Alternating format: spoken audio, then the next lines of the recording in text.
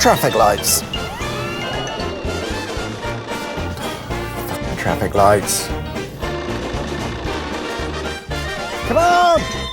These necessary but evil bastards had been plaguing our streets for 155 years, but even before then there were systems in place to control our traffic. Originally, traffic lights looked a bit like this. Despite the motor car not really existing yet, traffic in cities was an ever-increasing problem, and it was down to Mr. Police Officer to keep things organised at busy intersections. This became a problem, because even though the traffic was horse-drawn, standing in the middle of intersections was quite dangerous, and sadly in 1860 a police officer was killed whilst directing traffic in the very busy Parliament Square junction in London. There was a clear need to replace the police officers with something a little less fragile, and the initial solution came from the railways. Railway engineer John Peake Knight designed the first traffic light, having taken inspiration from the existing railway signals. The design was indeed quite similar to that of a railway signal, using semaphore-style signals. If the arms were horizontal, it meant stop, and if they were pointed downwards at 45 degrees, it meant caution, which was the same as go, but you just had to be mindful of hazards and pedestrians and other stuff. These semaphore signals were fine, but had a slight design flaw in as much as when it was the night time, you couldn't see them.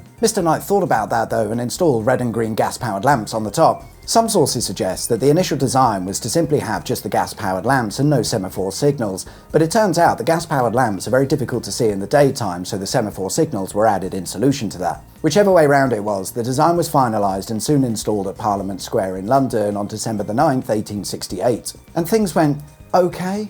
The new technology proved to be a little bit unreliable, and one small catch was that it still required a police officer to manually control the signals. They weren't automated, so it didn't really solve any issues from a safety perspective. Another safety issue would come to light, no pun intended, 1 month after installation. You'll recall I mentioned that the lighting was gas-powered. Indeed, gas lighting burns gas to generate light, and accordingly it had its own gas feed linked up to a mains supply. A bit of an explosion occurred following a gas leak and a police officer was badly injured. This doesn't sound like the roaring success that they had in mind. Despite this, they cracked on anyway, repairing the traffic light and leaving it in place. But it kept breaking down, so by the end of the year they had it removed and they f***ed off the whole traffic light idea altogether. Other parts of the world, such as the United States, would implement similar traffic light designs to greater success, but when electricity became a thing, it led to the first electric traffic light in 1912. Designed by Lester Wire, a police detective from Salt Lake City in Utah, he had the idea of using the electricity supply from trolleybus power lines and connecting it to his two-light system, red for stop, green for go.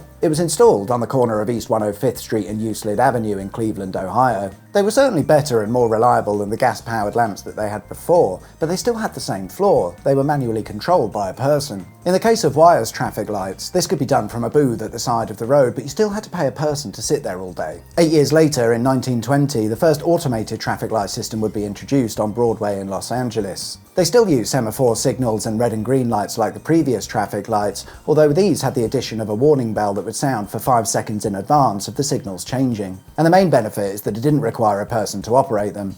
Over the next few years, more of these automated traffic light systems would be installed, allowing cities to save a fortune on traffic policing. In the UK, we hadn't really bothered, but in 1926 the country's first set of electric traffic lights would be installed at Piccadilly, London. But they were an old-fashioned, manually operated set, not like the fully automated systems seen in the United States. A year later, the UK's first set of automated traffic lights would be installed at Prince's Square in Wolverhampton. Sorry, I think the pronunciation's Wolverhampton.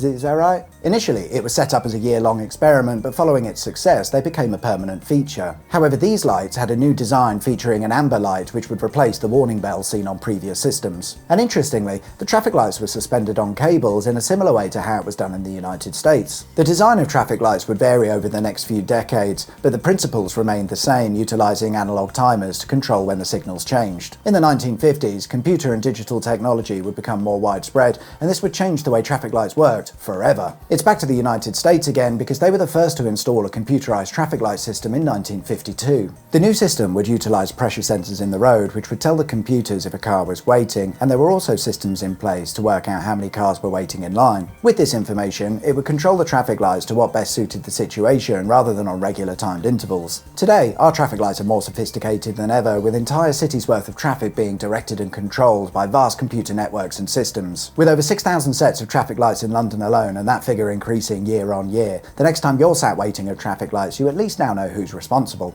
What a prick. Thanks for watching.